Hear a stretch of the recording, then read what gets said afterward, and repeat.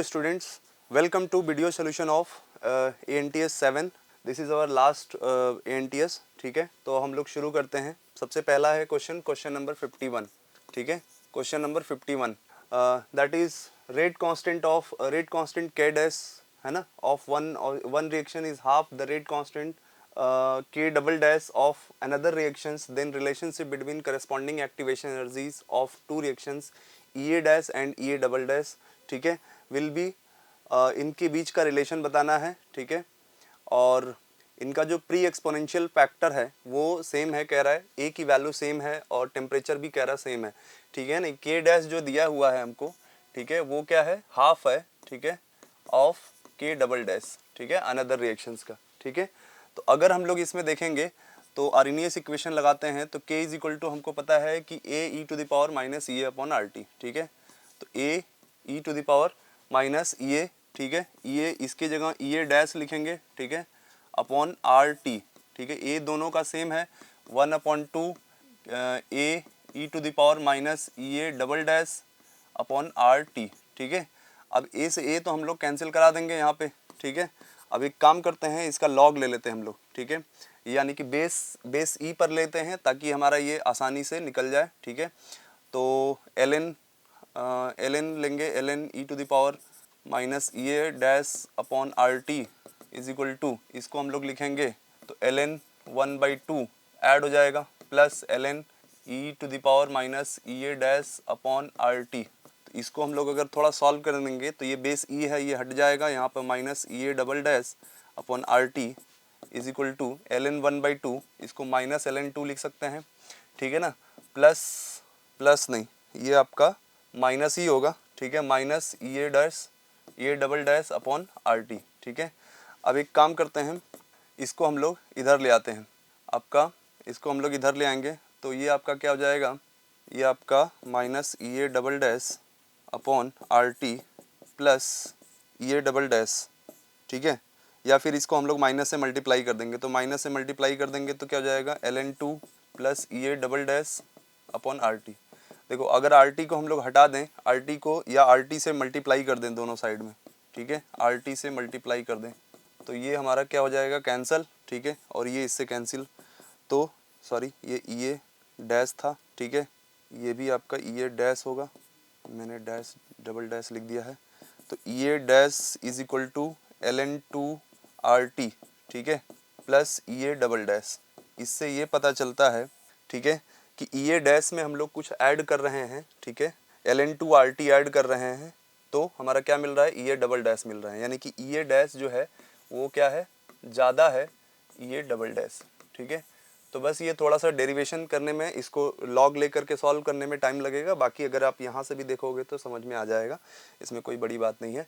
यानी कि ऑप्शन क्या हो जाएगा हमारा, ए ऑप्शन करेक्ट हो जाएगा. ठीक है, इस हिसाब से. चलिए नेक्स्ट क्वेश्चन देखते हैं. Question number 52.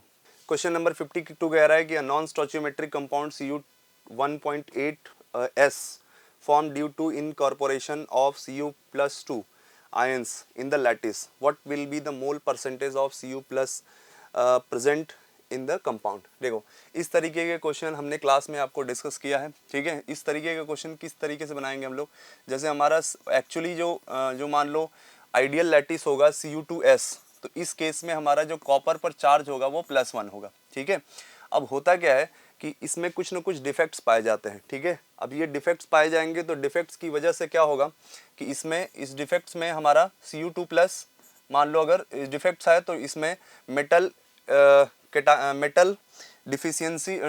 Deficient defects due to cation vacancy अगर आएगा तो इसमें हमारा Cu+2 को भी हम लोग इसमें इंसर्ट करेंगे.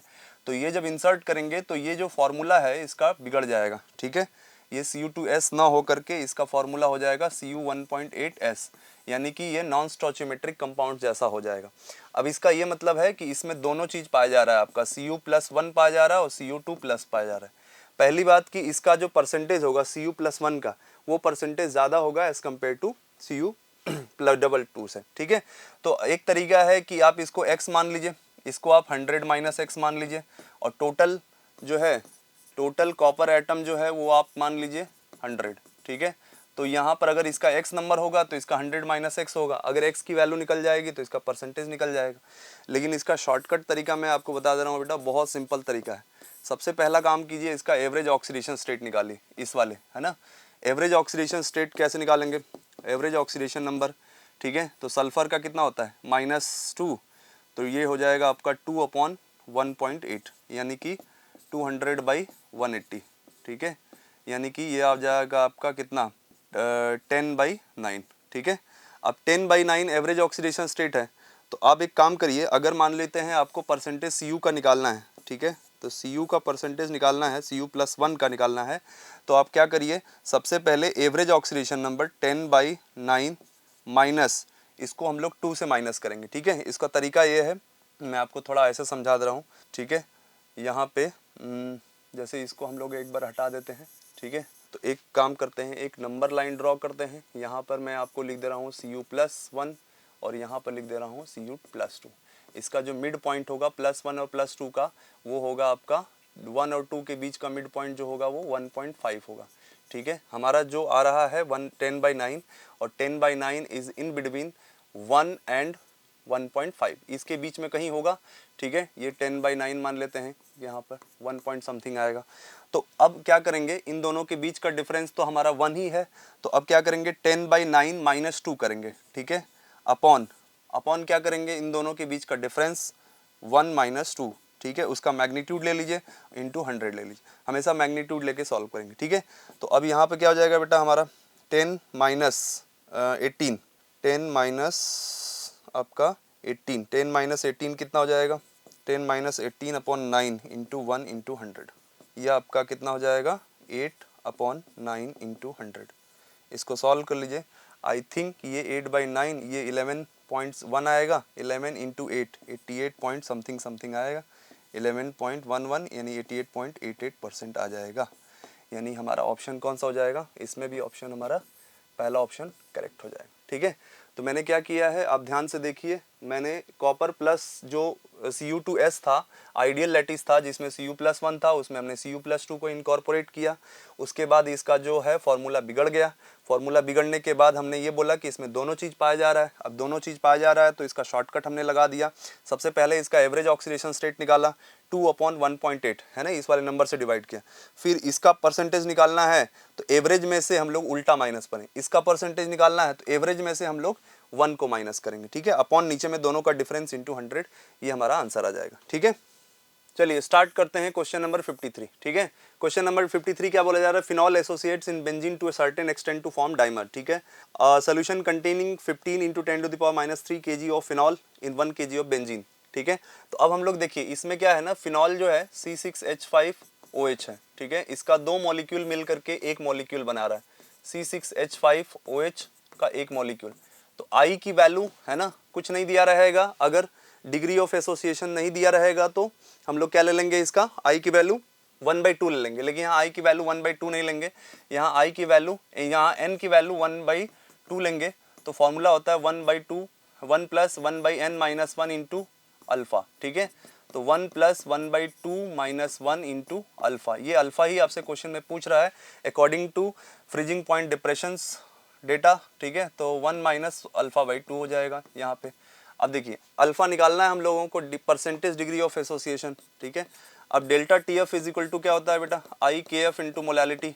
तो I डेल्टा TF कितना दिया हुआ हमारा, जो डिफरेंस है वो 0.69 दिया है, ठीक है, इज इक्वल टू I की वैल्यू 1 - अल्फ़ा/2। पहले तो आप I निकालो, उसके बाद आप रखना, ठीक है। I को I ही रखने दो, यहाँ पर रख दो आप 5.12 और मोलालिटी कितना है मोलालिटी निकालने के लिए इसका फिनॉल का दिया हुआ है, फिनॉल का वेट दिया है 15 × 10⁻³ इन, ये किलोग्राम है तो 1000 से मल्टीप्लाई कर दीजिए तो ग्राम में आ जाएगा। और फिनॉल का मॉलिक्यूलर वेट निकाल लीजिए बेटा, यहाँ पे कितना आएगा, C6 कितना हो गया 78 + 6 नहीं 72 + 6 कितना हो जाएगा आपका 78 + 16 ये हो जाएगा आपका 94, इसका मॉलिक्यूलर वेट 94 हो जाएगा। और बेंजीन यानी कि बेंजीन ही हमारा क्या है, सॉल्वेंट है जिसका हम लोगों को KF दिया हुआ है, तो यहाँ पे रख देंगे 1 किलोग्राम में चाहिए, तो हो गया हमारा, ये मोलालिटी हो गया। अब एक काम करते हैं, थोड़ा राउंड ऑफ कैलकुलेशन करते हैं, ये तो हमारा ख़त्म हो गया। ठीक है। अब आप थोड़ा सा आप राउंड ऑफ कैलकुलेशन, इसको तो 0.7 मान लीजिए बेटा, आई इंटू इसको आप थोड़ा सा और राउंड ऑफ मान लीजिए 5 ले लीजिए, इसको 15 ले लीजिए, और आपको थोड़ा सा राउंड ऑफ लेना है तो इसको 90 भी लेना पड़ेगा ना। ये आप कर सकते हो, मैं थोड़ा कैलकुलेट ऑप्शन मैच कराना है तो इसी तरह से, तो ये हो जाएगा आपका 1/6 टाइम्स, ठीक है। और आई जो होगा वो कितना हो जाएगा, आई जो होगा वो आपका 6 इंटू 0.7 अपॉन 5, यानी कि ये हो जाएगा 4.2/5, ठीक है, इज इक्वल टू, हम लोग अल्फ़ा निकालना है 1 माइनस अल्फ़ा बाई 2, तो अल्फ़ा बाई 2 क्या हो जाएगा 1 माइनस 4.2/5, तो ये हो जाएगा 0.8/5, ठीक है ना। तो यहाँ पे अल्फ़ा क्या हो जाएगा 0.8 इंटू 5, 0.8 इंटू 2 अपॉन 5, तो ये हो जाएगा 1.6 अपॉन 5, ये आपका 0.3 के आसपास का आंसर आएगा। 0.3 का मतलब अप्रॉक्स में आपका 30% या उससे थोड़ा सा ज़्यादा आ जाएगा। 30% के आसपास का जो आंसर है बेटा वो कितना है, आपका डी ऑप्शन है, ठीक है। तो इस तरीके से आप राउंड ऑफ कैलकुलेशन कर सकते हैं। मैंने वही आपको समझाया है कि आप वहाँ पे आपको कैलकुलेटर नहीं मिलने वाला है, नहीं तो अगर ऐसे जाओगे तो आप परेशान हो सकते हो, ठीक है। चलिए स्टार्ट करते हैं क्वेश्चन नंबर 54, ठीक है। क्वेश्चन नंबर 54 क्या बोला जा रहा है, टू हाफ सेल, ठीक है, two half cell have reduction potential minus 0.76 volt, ठीक है, और minus 0.13 volt respectively. A galvanic cell is made from these two half cells, which of the following statement is incorrect, ठीक है। देखिए ऐसा है कि जो एक हाफ सेल है ना, एक हाफ सेल वन जो है, हाफ सेल वन जो है, इसका जो ई नॉट दिया हुआ है माइनस 0.676 वोल्ट दिया है, ठीक है। और हाफ सेल टू आपका जो दिया है, इसका ई नॉट कितना दिया है, ये आपका दिया है माइनस 0.13 वोल्ट। तो अगर आप इलेक्ट्रोकेमिकल सीरीज के हिसाब से देखोगे तो इलेक्ट्रोकेमिकल सीरीज में जो ई नॉट होता है आपका, ठीक है, एसआरपी वैल्यू दिया हुआ है, ठीक है, तो यहाँ पर रिडक्शन पोटेंशियल दिया, तो रिडक्शन पोटेंशियल जो जब माइनस में होता है वो ऊपर में होता है, ठीक है, जो प्लस में होता है वो नीचे में होता है। एनसीईआरटी में थोड़ा सा ऊपर नीचे किया हुआ है, तो आप ऐसे समझो कि जो माइनस में होता है उसका रिडक्शन पोटेंशियल बहुत कम हो गया, ऑक्सीडेशन पोटेंशियल ज़्यादा हो गया, ठीक है। जो प्लस में होगा या जो कम माइनस में होगा उसका रिडक्शन पोटेंशियल तो कम होगा ही, अरे ज़्यादा होगा ही, और उसका ऑक्सीडेशन पोटेंशियल कम हो जाएगा, ठीक है। तो अब इसमें कह रहा है electrode potential of half cell acts as anode. देखिए बहुत सिंपल सा कॉन्सेप्ट है, जो ऊपर में होता है वो higher up in the series जो होता है वो एनोड की तरह काम करता है, और जो लोअर इन द सीरीज होता है वो कैथोड की तरह काम करता है। मैंने आपको फिर से बोल रहा हूँ कि एनसीईआरटी के हिसाब से देखोगे तो एनसीईआरटी में नीचे से ऊपर लिखा हुआ है ना, लेकिन अगर आप एसआरपी के इंक्रीजिंग ऑर्डर में लिखोगे तो जो माइनस वाला होता है ऊपर होता है और जो प्लस वाला होगा वो नीचे होता है, एसआरपी के इंक्रीजिंग ऑर्डर में, ठीक है। सबसे ऊपर मैं लिथियम को रख रहा हूँ, ध्यान रखिएगा। तो ये जो माइनस ज़्यादा रहता है वो एनोड की तरह एक्ट करता है। तो पहला ऑप्शन तो सही हो गया भाई, है ना, करेक्ट हो गया। हमसे इनकरेक्ट पूछा है, तो जो ये हो गया ये एनोड की तरह एक्ट करेगा, ये क्या होगा, कैथोड की तरह एक्ट करेगा, तो ये सही है, ठीक है। फिर कह रहा है electrode of half cell acts as a cathode, तो ये एनोड की तरह एक्ट करता है, ये कैथोड की तरह एक्ट, तो ए ऑप्शन करेक्ट हो गया, बी ऑप्शन भी क्या हो गया, करेक्ट हो गया। सी ऑप्शन कह रहा है कि half cell electrode of half cell minus act as a cathode, गलत हो गया, यानी कि सी ऑप्शन हमारा हो जाएगा। क्वेश्चन के हिसाब से जो इनकरेक्ट ऑप्शन होगा वो सी हो जाएगा, ठीक है। और डी भी देख लेते हैं कि electrode of half cell acts as a negative, यानी कि एनोड जो होता है वो निगेटिव हाफ सेल होता है, कैथोड पॉजिटिव हाफ सेल होता है, तो सी ऑप्शन क्या हो जाएगा, करेक्ट। नेक्स्ट आपको अगला क्वेश्चन है क्वेश्चन नंबर 55, ठीक है। नेक्स्ट क्वेश्चन देखते हैं, कह रहा है compound was found to contain nitrogen 28 gram and oxygen 64 gram, ठीक है। The formula of compound nitrogen और ऑक्सीजन का दिया हुआ है, ठीक है। फॉर्मूला पूछ रहा है, ठीक है। अब फॉर्मूला में आपको एम्पिरिकल फार्मूला भी पूछा जा सकता है और मॉलिकुलर फार्मूला भी पूछा जा सकता है, ठीक है। अब देखिए नाइट्रोजन दिया है हमको, ऑक्सीजन दिया है, ठीक है, इसका दिया हुआ है 28 ग्राम और इसका दिया हुआ है आपका 64 ग्राम, ठीक है। तो इन दोनों का नंबर ऑफ मोल्स निकाल लीजिए, 28/14, ठीक है। एटॉमिक वेट रखेंगे यहाँ पर क्या हो जाएगा 2, तो इसका नंबर ऑफ मोल्स कितना हो जाएगा 64/16, तो ये हो जाएगा 4, ठीक है। तो नाइट्रोजन रेशियो ऑक्सीजन जो होगा वो बेटा हो जाएगा हमारा 2:4। तो एम्पिरिकल फार्मूला ही अगर हमारा देखें, एम्पिरिकल फार्मूला तो N/N2O4 हो जाएगा हमारा। तो ये तो बहुत ही सिंपल क्वेश्चन हो जाएगा, इसका मोलर रेशियो ही लेना था, तो ऐसा ऑप्शन कौन सा हमारा, डी ऑप्शन करेक्ट हो जाएगा। चलिए स्टार्ट करते हैं क्वेश्चन नंबर 56। क्वेश्चन नंबर 56 क्या आ रहा है, if the delta H is the change in enthalpy and delta E the change in internal energy accompanying the gases reactions. ठीक है, गैसेस रिएक्शन हो रहा है, तो इसमें देखिए फॉर्मूला में बहुत सिंपल रिलेशन होता है बेटा। पिछले साल इसी टाइप का क्वेश्चन पूछा गया था नीट 2023 में, एकदम फॉर्मूला ही पूछ दिया था, delta U plus delta N G R T. ठीक है, तो इस तरीके से अगर होता है तो इसके नंबर ऑफ मोल्स के ऊपर भी डिपेंड करता है। कह रहा है delta H is always greater than delta E, ये तो एक बिल्कुल गलत हो गया भाई साहब, और हमेशा तो होगा नहीं। ठीक है ना, ये इस पर डिपेंड करता है डेल्टा एन जी पर। ठीक है, अब कह रहा है कि जैसे मान लो कि अगर डेल्टा एन जी, ठीक है, इक्वल टू 0 होगा तो डेल्टा एच किसके बराबर होगा बेटा, डेल्टा यू के। ठीक है, दूसरा कंडीशन क्या हो सकता है, डेल्टा एन जी अगर हमारा ग्रेटर देन 0 हो जाएगा, यानी कि पॉजिटिव हो जाएगा, तो ये जो होगा delta H greater than delta U हो जाएगा। और तीसरा जो है डेल्टा एन जी अगर लेस देन 0 हो जाएगा, ठीक है, तो delta H less than delta U हो जाएगा। ठीक है, डेल्टा यू, तो यहाँ पे क्या होगा, इसमें पहला ऑप्शन तो गलत हो गया। ठीक है, दूसरा option delta H greater than delta E, मैं डेल्टा यू और डेल्टा ई दोनों एक ही चीज़ है, यहाँ पर डेल्टा ई लिखा है। ठीक है, only the if the number of moles of product always greater than number of moles of reactant. देखिए डेल्टा एन जी अगर ग्रेटर देन 0 होगा तो प्रोडक्ट का मोल ज़्यादा होगा, ठीक है, रिएक्टेंट का मोल्स कम होगा। ठीक है, डेल्टा एन जी अगर लेस देन 0 होगा तो प्रोडक्ट का मोल कम होगा, रिएक्टेंट का मोल्स ज़्यादा होगा। ठीक है, तभी हमारा इस तरीके से डिफरेंस निकालते हैं। तो यहाँ पे क्या होगा, ये तभी हो सकता है जब प्रोडक्ट का मोल ज़्यादा होगा, रिएक्टेंट का मोल्स कम हो जाएगा, moles of product is greater than moles of reactants. तो ये हमारा बी ऑप्शन क्या हो जाएगा, करेक्ट हो जाएगा। ठीक है, क्यों करेक्ट हो जाएगा, उसमें फिर अगला पूछा है delta H is less than delta E U only if the number of moles of product is greater than number of moles of reactant. तो इसमें number of moles of product दोनों में दिया है, तो इस तरीके से हम लोग ये वाले ऑप्शन को नहीं लिखेंगे। यहाँ delta N G greater than 0 है, यहाँ डेल्टा एन जी यहाँ पर भी ग्रेटर देन 0 है, लेकिन ये वाला ऑप्शन सही हो जाएगा अकॉर्डिंग टू फॉर्मूला। ठीक है, चलिए नेक्स्ट क्वेश्चन है हमारा क्वेश्चन नंबर 57।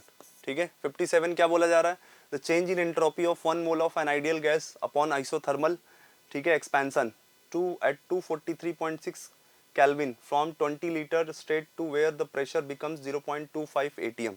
अब देखिए इस क्वेश्चन को थोड़ा ध्यान से करेंगे। ठीक है, इसमें क्या बोला जा रहा है, पहले तो डेल्टा एस का बेटा फॉर्मूला जानना पड़ेगा हमको। डेल्टा एस सिस्टम का जो फॉर्मूला होता है, ठीक है, ये होता है N C V L N, ठीक है, T2 by T1 plus N R L N V2 by V1। ठीक है बेटा, तो पहली बात की आइसोथर्मल एक्सपेंशन है तो T1 और T2 क्या हो जाएगा, आइसोथर्मल के लिए सेम हो जाएगा। सही बात है, तो आइसोथर्मल के लिए सेम हो जाएगा, तो ये वाला टर्म तो खत्म बेटा, क्योंकि ln1 की वैल्यू 0 हो जाएगी। तो डेल्टा एस क्या हो जाएगा, N R L N V2 by V1, ये हो जाएगा हमारा। अब यहाँ पर हमको 20 लीटर तो दिया हुआ है लेकिन V1 नहीं दिया है ना, यानी कि V2 नहीं दिया है, V1 दिया हुआ है, N की वैल्यू भी दिया हुआ है, और R की वैल्यू तो हम लोग लिख ही लेंगे क्योंकि वो कैलोरी वाला रखेंगे। अब V1 निकालने के लिए आप PV is equal to NRT लगाएं, क्योंकि टेम्परेचर कांस्टेंट है, तो PV is equal to NRT अगर हम लोग लगाते हैं तो V is equal to NRT by P। ठीक है, V is equal to NRT by P, तो N कितना है भैया, 1 मोल है। R कितना है, R ले लीजिए, R ले लीजिए आप 2 ले लीजिए।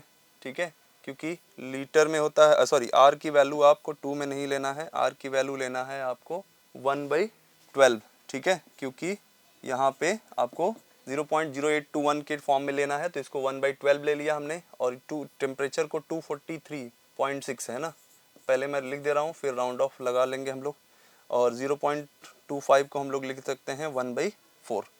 थोड़ा सा आपको राउंड ऑफ निकालना है। ठीक है, इसको आप ना 240 ले लीजिए। ठीक है, तो 1/12 इंटू 240 इंटू 4। ठीक है बेटा, क्योंकि ये 4 आकर के ऊपर में मल्टीप्लाई हो जाएगा, तो ये हो जाएगा 3 और ये हो जाएगा आपका 80। ठीक है, ये आपका हो जाएगा 80 और ये 80 क्या हो जाएगा, लीटर। ठीक है, ये आपका इस तरीके से आ जाएगा 80 लीटर, बहुत प्यार से। अब हम लोग सेकंड पेज में देख लेते हैं। ठीक है, सेकंड पेज में हम लोगों को V1 हमको पता चल गया था कितना है, V1 है 20 लीटर। ठीक है, V2 है आपका 80 लीटर, है ना, देख लीजिए V2 जो है वो हमारा 80 लीटर है। ठीक है। अब यहाँ पे जब हमारा डेल्टा एस का फॉर्मूला है तो N R L N V two by V one, ये लगा देंगे बेटा। एन की वैल्यू 1 मोल है, आर की वैल्यू हम लोग कैलोरी में लेंगे तो 2 ले लेंगे, एल एन वी टू कितना है 80 और वी वन कितना है 20, तो ये हो जाएगा एल एन 4। एल एन 4 का मतलब 2 इंटू 2 एल एन 2, तो 4 इंटू एल एन 2 को लिखेंगे 2.303 इंटू 0.3, ठीक है। अगर आपको काइनेटिक्स वाला कैलकुलेशन याद होगा तो इसका कैलकुलेशन होता है 0.693, तो 4 इंटू 0.693, 0.69 को आप 0.7 ले लीजिए इंटू 4, तो 0.7 यानी कि 2.8 के आसपास का आंसर आएगा अप्रॉक्स में, मतलब उससे थोड़ा सा कम ही आएगा कैलोरी पर मोल, ठीक है। तो उससे कम वाला आंसर कौन सा है बेटा, हमारे पास एक ही ऑप्शन है, यानी कि ए ऑप्शन हो जाएगा हमारा करेक्ट, ठीक है। माइनस में नहीं आएगा क्योंकि एक ऑप्शन माइनस में भी दिया है, तो यहाँ पर कोई गलती नहीं होनी चाहिए, ठीक है। देखो V1 हमारा कम है, V2 हमारा ज़्यादा है क्योंकि एक्सपेंशन हो रहा है, ठीक है। तो ये वैल्यू प्लस में आएगी, ठीक है। चलिए स्टार्ट करते हैं क्वेश्चन नंबर 58, ठीक है। कह रहा है for a solution chloroform and acetone which is correct, ठीक है। देखो बेटा क्लोरोफॉर्म और एसीटोन जो है ना बहुत फेमस एग्जाम्पल है, CHCl3, ठीक है। CHCl3 प्लस ये तो हो गया क्लोरोफॉर्म, और एसीटोन यानी कि CH3 COCH3। बहुत प्यार से आप देखिएगा यहाँ पे यहाँ पे क्या हो जाएगा, 3 क्लोरीन लगा दीजिए, ठीक है, और यहाँ पे 1 हाइड्रोजन लगा दीजिए, और यहाँ पे यहाँ CH3 यहाँ CH3, ठीक है। ऑक्सीजन को आ जाएगा, ऑक्सीजन के पास क्या है लोन पेयर है, यहाँ पर आ जाएगा पार्शियल पॉजिटिव। क्यों आएगा, क्योंकि ये जो क्लोरीन है वो तीनों क्लोरीन कार्बन से इलेक्ट्रॉन खींचेगा, कार्बन हो जाएगा पागल, कार्बन बोलेगा देखो भाई हाइड्रोजन हमसे तुम्हारी पहली दोस्ती थी, लेकिन अब हमको हमारे बीच में दूरियां बढ़ने लगेगी क्योंकि हमारा इलेक्ट्रॉन भी चला गया है, क्लोरीन लेके चला गया है, तो ये इसका इलेक्ट्रॉन खींच लेगा, तो हाइड्रोजन पे पार्शियल पॉजिटिव चार्ज, और यहाँ पे इसके बीच में हाइड्रोजन बॉन्ड बन जाएगा। और जहाँ पर भी हाइड्रोजन बॉन्ड बनता है बेटा, है ना, ये हमारा इंटर मॉलिक्यूलर हाइड्रोजन बॉन्ड बन जाएगा। और अगर हाइड्रोजन बॉन्ड बन गया तो हाइड्रोजन बॉन्ड बनने की वजह से वो हमारा स्ट्रॉन्ग बॉन्ड बन गया 2 कंपोनेंट के बीच में, और स्ट्रॉन्ग बॉन्ड बनने की वजह से वो हमेशा वेपर प्रेशर राउल्ट्स लॉ से कम होगा, तो राउल्ट्स लॉ को फॉलो नहीं करेगा, राउल्ट्स लॉ से कम होगा तो नेगेटिव डेविएशन आएगा। तो पहला ऑप्शन तो जो है वो इनकरेक्ट है, कह रहा है कि ओबेज राउल्ट्स लॉ, बिल्कुल गलत है भाई, कैसे कर रहा है। शो पॉजिटिव डेविएशन, जी नहीं, जब वेपर प्रेशर कम होगा तो नेगेटिव डेविएशन शो करेगा, ठीक है। Show negative deviation from Raoult's law, यानी सी ऑप्शन हमारा करेक्ट हो सकता है। और डी जो है, डी तो देखना है, डी जो है, डी क्या कह रहा है, डी ये ऑप्शन नहीं है, ऑप्शन ये नीचे लिखा हुआ है, ठीक है, ये पार्ट है आपका delta H mixing is negative, तो हाँ जी सही है, ये भी सही है, क्योंकि डेल्टा एच मिक्सिंग हो चाहे डेल्टा वी मिक्सिंग हो चाहे डेल्टा जी मिक्सिंग हो, ठीक है, वो हमेशा क्या होगा, नेगेटिव होगा, ठीक है। तो ये भी सही है, सी और डी यानी कि ऑप्शन कौन सा होगा, जो फाइनल ऑप्शन होगा वो सी ऑप्शन करेक्ट हो जाएगा, ठीक है। ये नेगेटिव डेविएशन शो करता है, फेमस एग्जांपल है। स्टार्ट करते हैं क्वेश्चन नंबर 59, ठीक है। और 59 में क्या कह रहा है, for the reaction 2A solid plus is reversible B gas plus 2C gas, है ना, द वैल्यू ऑफ Kc इतना दिया है, वेयर कंसंट्रेशन मेजर्ड इन मोल पर litre corresponding the value of Kp, ठीक है, if the partial pressure is measured in atmosphere, ठीक है। तो अब यहाँ पे अगर हम लोग Kc दिया हुआ है तो 1.2 इंटू 10⁻⁻⁵ Kp हम लोगों को पूछा गया है, Kp बताना है, ठीक है। उसके बाद ये रिएक्शन दिया हुआ है 2A solid reversible B gas plus 2C gas, ठीक है ना। तो यहाँ पर डेल्टा एन जी निकालेंगे बेटा, ध्यान रखना 1 + 2 - 0, ठीक है। कुछ बच्चे इसको माइनस करके गलती कर देंगे, यहाँ पे गलत हो जाएगा बेटा, है ना, 3 होगा इसका डेल्टा एन जी। तो Kp = Kc RT पावर 3, ठीक है ना। तो यहाँ पर Kc की वैल्यू कितनी है, 1.2 इंटू 10⁻⁵, ठीक है। और RT की वैल्यू कितना है, R की वैल्यू 0.0821, ठीक है, इंटू टेम्परेचर कितना है, टेम्परेचर 400 डिग्री सेंटीग्रेड है, तो 400 + 273 केल्विन हो जाएगा, तो ये हो जाएगा 673 केल्विन, ठीक है। तो 673, ठीक है, के पावर 3 हो जाएगा।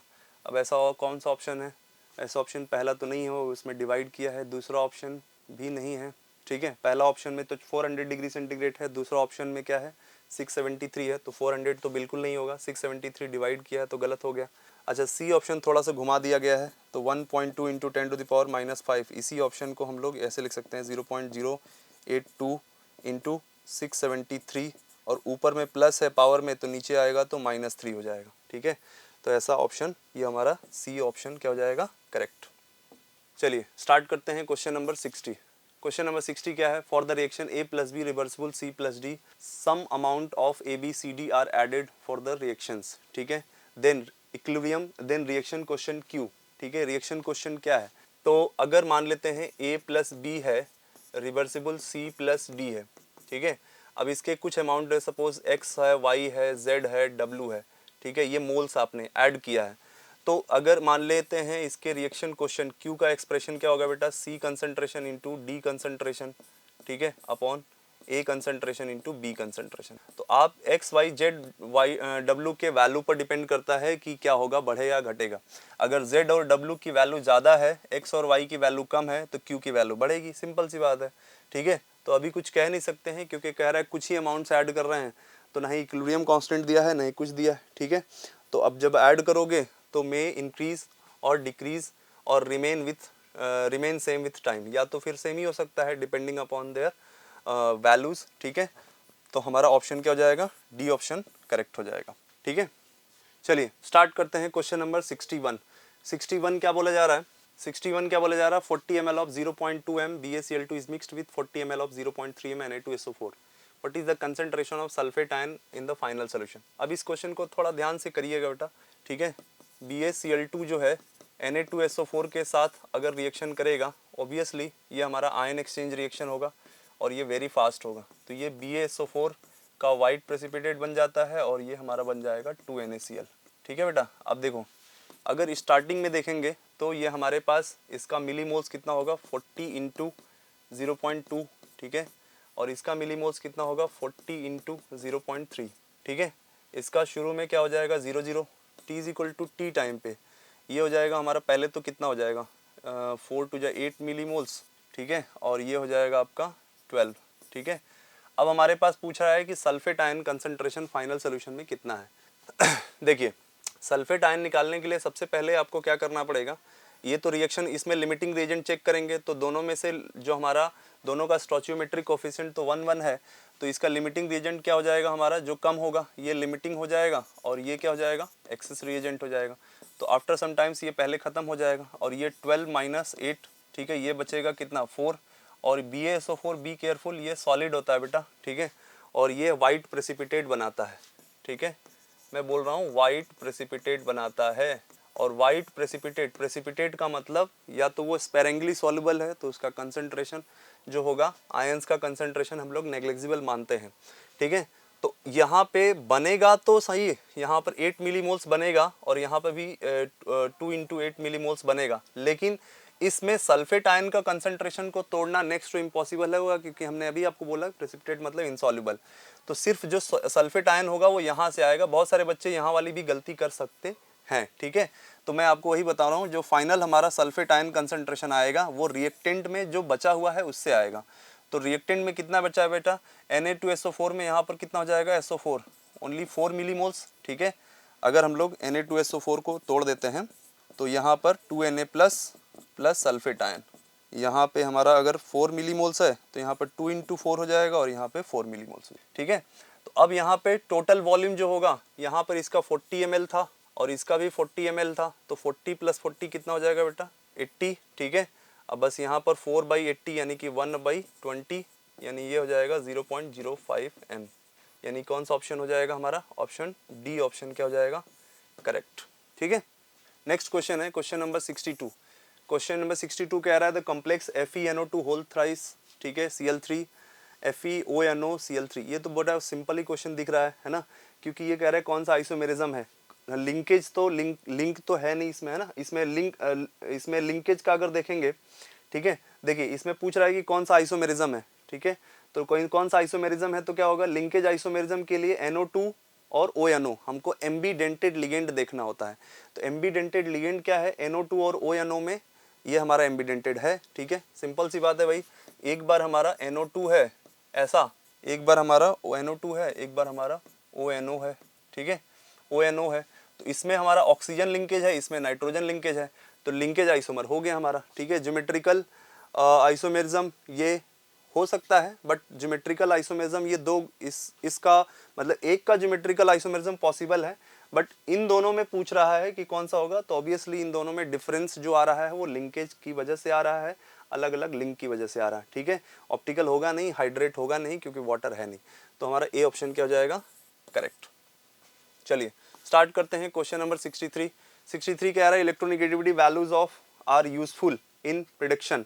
देखो इलेक्ट्रोनिगेटिविटी अगर दो एलिमेंट का अगर हम लोगों को पता है, तो ए अगर मान लो सिंगल बॉन्ड बी है, तो अगर मान लेते हैं बी की इलेक्ट्रोनिगेटिविटी ज़्यादा है, तो पार्शियल निगेटिव और पार्शियल पॉजिटिव इस पर क्रिएट हो जाएगा ना, पोलैरिटी क्रिएट हो जाएगा, तो पोलैरिटी ऑफ बॉन्ड बताने के लिए काम आता है, ठीक है। ये पोजीशन ऑफ एलिमेंट बताने के लिए बिल्कुल नहीं आएगा साहब, ठीक है। कोऑर्डिनेशन नंबर ऑफ एलिमेंट ये तो कोई मतलब ही नहीं है। आयोनाइजेशन पोटेंशियल ऑफ एलिमेंट्स ये भी कोई सेंस नहीं है, यानी कि ये पोलैरिटी बताता है, पोलैरिटी से ये हमारा आयनिक नेचर या आयनिक कैरेक्टर के बारे में इलेक्ट्रोनिगेटिविटीज डिफरेंस बताता है, यानी कि ऑप्शन क्या हो जाएगा, ए सही हो जाएगा। चलिए स्टार्ट करते हैं क्वेश्चन नंबर 64। देखिए FeCO5, ये FeCO5 जो है ये हमारा एक तरीके से मेटल कार्बोनिल है ना, मेटल कार्बोनिल, ठीक है। और मेटल कार्बोनिक का क्लास है ये, तो मेटल कार्बोनिक की क्लास वाले कंपाउंड में अगर हम लोग देखेंगे तो इसमें सिनर्जिक बॉन्डिंग का फॉर्मेशन होता है। सिनर्जिक बॉन्डिंग का मतलब दोनों इसमें सिग्मा और पाई कैरेक्टर दोनों आता है। सिंपल सा लॉजिक है बेटा, अगर मेटल है और कार्बन है, कार्बन मोनोऑक्साइड है, ठीक है, तो मेटल के पास वैकेंट ऑर्बिटल तो होता ही है, ठीक है ना, इसके पास इलेक्ट्रॉन होते हैं, और इसके पास जो वैकेंट ऑर्बिटल ये होते हैं, इसका जो लोन पेयर होता है ये इसके साथ डबल बॉन्ड बनाता है, और इसका जो पाई स्टार ऑर्बिटल होता है, ठीक है, इसका पाई स्टार ऑर्बिटल होता है, तो ये इसको क्या करता है, इसको डोनेट करता है, और ये इसको सिग्मा से डोनेट करता है, तो ये सिग्मा हो गया और ये पाई हो गया। तो सिग्मा और पाई ये इसका वैकेंट ऑर्बिटल था, और मेटल के पास जो पहले से इलेक्ट्रॉन पड़े हुए थे एक लोन पेयर जिसमें इसका पाई स्टार खाली था, तो पाई स्टार को इसको डोनेट किया। बी केयरफुल, यहाँ पर पाई स्टार देता है according to molecular orbital theory वाले कॉन्सेप्ट, ठीक है। पाई स्टार इसका खाली है, तो ये पाई कैरेक्टर हो गया, ये सिग्मा कैरेक्टर हो गया, नॉर्मल कोऑर्डिनेट बॉन्ड, तो सिग्मा और पाई दोनों पा जाएगा, यानी कि डी ऑप्शन करेक्ट हो जाएगा, ठीक है। चलिए क्वेश्चन नंबर 65 क्या बोला जा रहा है, the number of nodal plane in the px orbital. तो नोडल प्लेन अगर देखेंगे तो नोडल प्लेन का सीधा फॉर्मूला होता है बेटा एजीमुथल क्वांटम नंबर, तो चाहे आपको px बोल दे, चाहे py बोल दे, चाहे pz बोल दे, ठीक है, सब में नोडल प्लेन जो आएगा वो l के बराबर आएगा, और p ऑर्बिटल के लिए l की वैल्यू कितनी होती है 1, तो नोडल प्लेन कितना हो जाएगा 1, ठीक है, ये हो जाएगा हमारा नोडल प्लेन, तो ऑप्शन क्या हो जाएगा ए, ठीक है। अगला है क्वेश्चन नंबर 66। क्वेश्चन नंबर 66 क्या बोला जा रहा है, विच ऑफ द फॉलोइंग, ठीक है, D block ion shows maximum values of magnetic moment. कह रहा है मैग्नेटिक मोमेंट, ये तो बहुत सिंपल क्वेश्चन है बेटा, है ना, एटॉमिक स्ट्रक्चर का। तो ऑप्शन ए में अगर देखेंगे तो Mn+2 है, तो इसमें 3d5 4s 0 होगा, तो अगर इसका अगर हम लोग बनाएंगे, ठीक है, 1 2 3 4 5, तो डी ऑर्बिटल में हमारा 5 इलेक्ट्रॉन आ रहा है अनपेड, ठीक है। अब आप एक बात दिमाग में बैठा लीजिए, चारों ऑप्शंस में से कुछ भी कर लीजिए, 5 अनपेड जो होगा डी ऑर्बिटल में मैक्सिमम होता है, उससे ज़्यादा नहीं हो सकता है, ठीक है, उससे ज़्यादा आप अनपेड इलेक्ट्रॉन बता ही नहीं सकते। तो यहाँ मैग्नेटिक मोमेंट क्या हो जाएगा √5 5+2 यानी कि √35, ठीक है। तो मैग्नेटिक मोमेंट सबसे ज़्यादा उसी का होगा जिसका नंबर ऑफ अनपेड इलेक्ट्रॉन होगा, तो नंबर ऑफ अनपेड इलेक्ट्रॉन 5 ही है, तो कह रहा है मैक्सिमम वैल्यू किस में शो करेगा ए में, ठीक है। चलिए स्टार्ट करते हैं क्वेश्चन नंबर 67, ठीक है। कह रहा है which of the following metal is expected to have highest third ionization energy. तो हाईएस्ट थर्ड आयोनाइजेशन एनर्जी पूछ रहा है, ठीक है। अब इसका कन्फिगरेशन करना पड़ेगा, जैसे ए ऑप्शन है तो क्रोमियम है, तो क्रोमियम को हम लोग लिखेंगे, क्रोमियम का एटॉमिक नंबर 24 होता है, तो आर्गन, ठीक है, यहाँ पर मैं लिख दे रहा हूँ पहले तो 24, ठीक है, आर्गन 3d5 4s1, ठीक है। बी ऑप्शन है, बी ऑप्शन में क्या है मैग्नीज, वैनेडियम, ठीक है 23, आर्गन, ठीक है 3d3, ठीक है, और 4s2, ठीक है, ये एक्सेप्शन होता है इसलिए ऐसा होगा। सी ऑप्शन है मैग्नीज, ये तो हमारा 25 है, आर्गन, ठीक है 3d5 4s2, ठीक है, और डी ऑप्शन क्या है, डी ऑप्शन है Fe 26, आर्गन 3d 6 और 4s2, ठीक है। अच्छा, इसमें देखिए, इसमें से अगर हम लोग पहला इलेक्ट्रॉन निकालेंगे पहले ऑप्शन में से, तो इसका पहला इलेक्ट्रॉन तो 4s1 से निकालेंगे, दूसरा यहाँ से निकालेंगे, और 3d5 जो है स्टेबल है तो यहाँ से निकालेंगे, यहाँ से निकालेंगे, तो ठीक है, तो यहाँ से इसका सेकंड वाला हाईएस्ट हो जाएगा क्योंकि 3d5 वाला स्टेबल है, ठीक है। इसमें अगर हम लोग निकालेंगे, ठीक है, 4s2 से पहला निकालेंगे, फिर दूसरा निकालेंगे, फिर तीसरा निकालेंगे 3d3 से, तो 3d3 हालांकि स्टेबल है बट उस तरीके से स्टेबल नहीं है जितना 3d5 ज़्यादा स्टेबल है। फिर 4s2 से अगर हम लोग देखेंगे, पहला निकालेंगे 4s1, फिर 4s0 हो जाएगा, फिर तीसरा निकालेंगे तो 3d5 से निकालेंगे, तो 3d5 से निकालेंगे तो 3d5 से मैक्सिमम हो जाएगा क्योंकि उसकी स्टेबिलिटी ज़्यादा है 3d5 की, तो यहाँ से इलेक्ट्रॉन निकालने के लिए हमको बहुत ज़्यादा एनर्जी लगानी पड़ेगी, 3d5 की स्टेबिलिटी ज़्यादा है, तो थर्ड आयोनाइजेशन एनर्जी हाईएस्ट किसकी हो जाएगी, मैग्नीज की, ठीक है। चलिए स्टार्ट करते हैं क्वेश्चन नंबर 68, ठीक है। क्वेश्चन नंबर 68 क्या बोला जा रहा है, the number of geometrical isomer that can exist in square planar PtCl Py NH3 NH2OH पर +1। देखो ऐसा है कि PtCl है ना, Py NH3 NH2OH इस पर +1 चार्ज है, ठीक है। अब यहाँ पे जैसे ये इस तरीके का, पहली बात तो ये स्क्वायर प्लेनर होता है, प्लेटिनम में चाहे स्ट्रॉन्ग लिगेंड लगा दो चाहे वीक लिगेंड लगा दो, उसमें कोई फर्क नहीं पड़ने वाला है। 4D और 5D सीरीज का हमेशा जो होता है वो आपका स्ट्रॉन्ग लिगेंड हो चाहे वीक लिगेंड हो, वो आपका DsP2 ही बनाएगा, ठीक है। DsP2 का मतलब स्क्वायर प्लेनर, तो ये हमारा MABCD टाइप का है, ठीक है। MABCD टाइप में आपका 3 ज्योमेट्रिकल आइसोमर आएगा, कैसे आएगा देख लीजिए, MABCD, एक तो ये हो गया हमारा, एक हो गया, दूसरा हो गया MA ना, यहाँ यहाँ पर A को हम लोग ट्रांस बनाए हैं D के साथ, ठीक है, A ट्रांस D, अब A ट्रांस B कर दीजिए, ठीक है। जो माना है 3 हमारे पास स्पीसीज है ABCD, तो A को ही लेकर के यहाँ A ट्रांस B कर दीजिए, और यहाँ पर M को अगर हम लोग बनाएंगे A ट्रांस C कर दीजिए, जो माना है वो कर दीजिए, B को इधर कर दीजिए, D को इधर कर दीजिए, तो यहाँ पर क्या हो जाएगा A ट्रांस C, ठीक है। तो A trans D, A trans B और A ट्रांस C, ये 3 सिचुएशन हो सकती है, उसके अलावा और ज्योमेट्रिकल आइसोमर की और कोई चौथी सिचुएशन नहीं हो सकती है, ठीक है। यहाँ पर आप देखोगे चारों क्या है, डिफरेंट है, तो इसीलिए हमने MABCD लिया। M exist for metal, small ABCD exist for monodentate ligand, ठीक है ना। तो यहाँ पर क्या हो जाएगा, कौन सा ऑप्शन हो जाएगा, C। चलिए स्टार्ट करते हैं क्वेश्चन नंबर 69, ठीक है। ये क्या बोल रहा है, correct order of Lewis acidity, ठीक है, of BF3 BCl3 BBr3 is.